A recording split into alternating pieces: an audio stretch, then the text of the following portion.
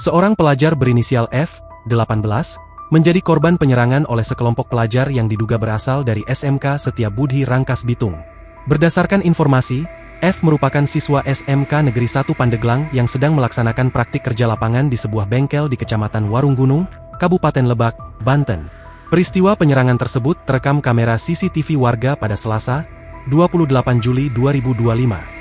Penyerangan terjadi saat F hendak membeli gorengan yang lokasinya tidak jauh dari tempatnya PKL. Namun secara tiba-tiba, sekelompok pelajar dengan lebih dari 4 sepeda motor langsung menyerang secara brutal. Beruntung saat kejadian beberapa warga membantunya dan menyelamatkannya dari sekelompok pelajar tersebut. Tampak dalam rekaman CCTV yang dibagikan ulang akun Instagram Medsozone, terlihat detik-detik pelajar tersebut diselamatkan seorang bapak-bapak.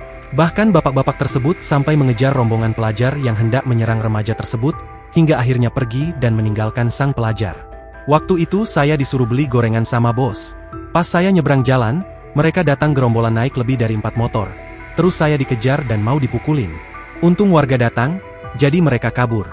1 motor sempat kami amankan di sini, ujar F saat ditemui di lokasi kejadian, pada Selasa, 29 Juli 2025. F mengaku tidak mengenal para pelaku penyerangan tersebut. Terlebih, dirinya merasa tidak memiliki permasalahan apapun dengan mereka.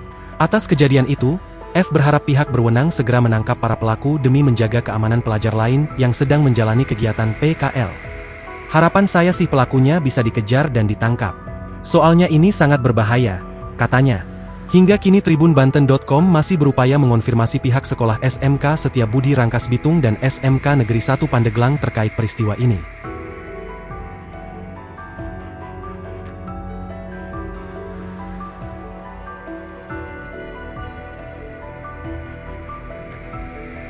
Download Tribun X sekarang, menghadirkan lokal menjadi Indonesia.